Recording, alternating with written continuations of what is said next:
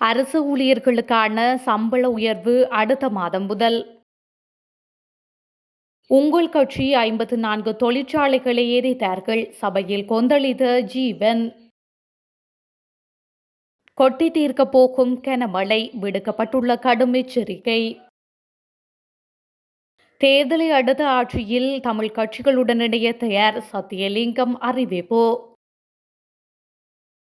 படலந்த அறிக்கை சிக்குவாரா ரணில், வெளியிடப் போகும் விசேட அறிவிப்பு. அமெரிக்காவிற்கு பிரான்ஸ் விடுத்துள்ள கடும் எச்சரிக்கை, சிக்கலில் டொனால்ட் ட்ரம்ப். திருமலையை உலுக்கிய சகோதரிகளின் படுகொலை, 15 வயது சிறுமி கைது. கிழக்கு பல்கலைக்கழகத்தில் மாணவர்களுக்கிடையே வலுத்த மோதல். உங்கள் கட்சி 54 தொழிற்சாலைகளை எரித்தமைக்கு மன்னிப்பு கோருமாறு நாடாளுமன்ற உறுப்பினர் ஜீவன் தொண்டமான் கேள்வி எழுப்பியுள்ளார்.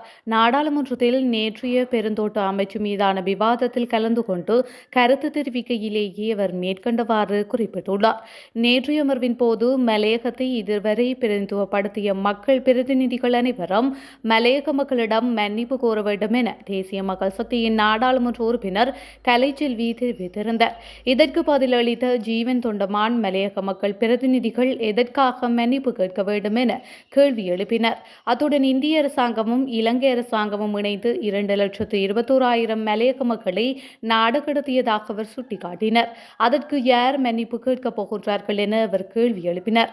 மேலும் எங்களுடைய சமூகத்தை நாடற்ற சமூகமாக மாற்றியமைக்கு யார் மன்னிப்பு கேட்கப் போகின்றார்கள் என அவர் மேலும் வினவினார். படலந்த ஆணைக்குழு அறிக்கை தொடர்பில் முன்னாள் ஜனாதிபதி ரணில் விக்ரமசிங்க விசேட அறிக்கை ஒன்றை வெளியிட உள்ளதாக அறிவித்துள்ளார்.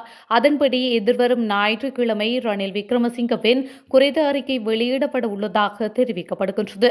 படலந்த ஆணைக்குழு அறிக்கையை நேற்று சபைத் தலைவர் பிமல் ரத்நாயக்க நாடாளுமன்றத்தில் சமர்ப்பித்திருந்தார். அதன்போது இந்த அறிக்கை தொடர்பாக 2 நாள் விவாதம் நடத்தப்படும் என்றும் அவர் குறிப்பிட்டார். அத்தோடு படலந்த ஆணைக்குழு அறிக்கையை கையாள்வது குறித்து ஜனாதிபதி தலைமையிலான அமைச்சரவை கொள்கை ரீதியான தீர்மானம் ஒன்றை எடுத்துள்ளதாகவும் அமைச்சர் பிமல் ரத்நாயக்க தெரிவித்திருந்தார்.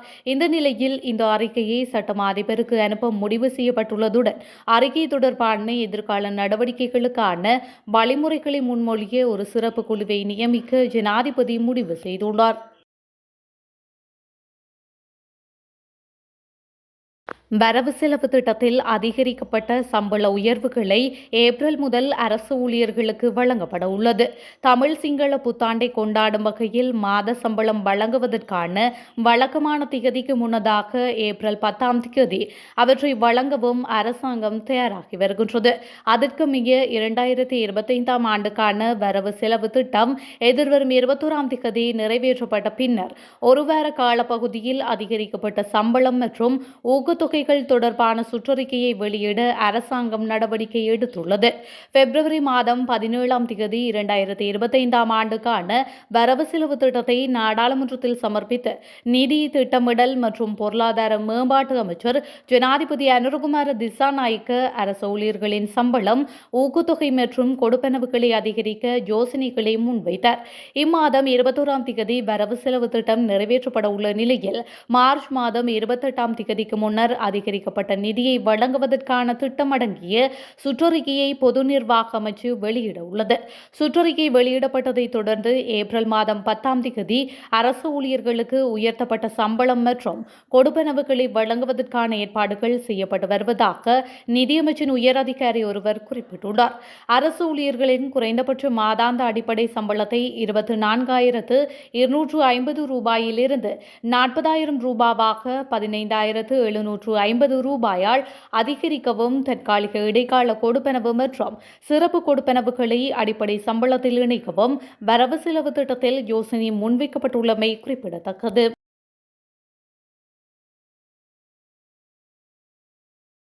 கிழக்கு பல்கலைக்கழகத்தில் மாணவர்களுக்கிடையே ஏற்பட்ட மோதலில் ஒருவர் படுகாயமடைந்துள்ளார். குறித்த சம்பவம் நேற்று இடம்பெற்றுள்ளது.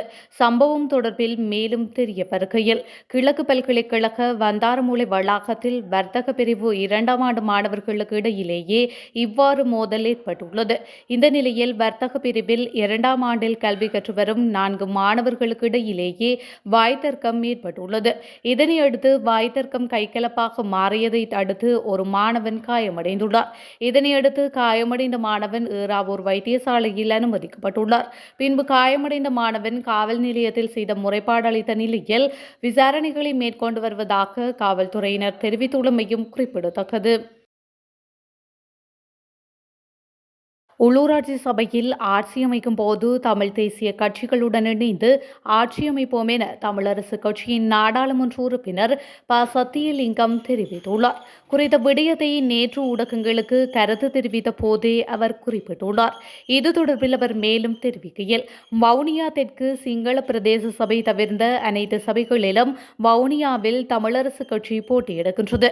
எல்லா சபைகளிலும் நாங்கள் வெற்றி பெறுவோம் என நம்புகின்றோம். எமது மாவட்டம் ஒரு எல்லைப்புற மாவட்டம். எமது மாவட்ட ஆட்சி அதிகாரம் எமது பூர்வீக இந்த மண்ணின் கட்சிகளுக்கு கிடைக்க வேண்டும். அந்த அடிப்படையில் இந்த மாவட்டத்தில் போட்டியிடுகின்றோம்.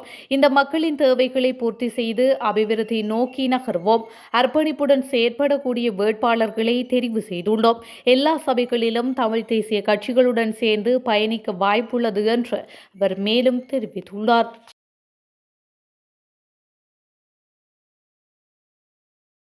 மோதூர் தாகா நகரில் உள்ள வீடொன்றில் சகோதரிகளான பாட்டிகள் இருவரை கொடூரமாக கொலை செய்ததாக சந்தேகத்தின் பேரில் 15 வயது சிறுமியொருவரை மோதூர் காவல்துறையினர் கைது செய்துள்ளனர்.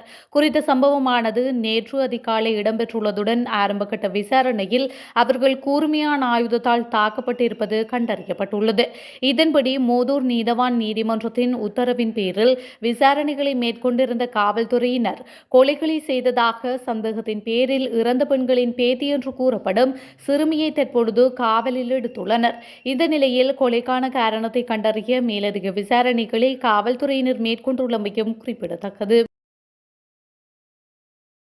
மேற்கு சப்ரகமுவ, மத்திய, வடமேற்கு மற்றும் தெற்கு மாகாணங்களில் மாலை அல்லது இரவு நேரங்களில் மழை அல்லது இடியுடன் கூடிய மழை பெய்யக்கூடும் என தெரிவிக்கப்பட்டுள்ளது.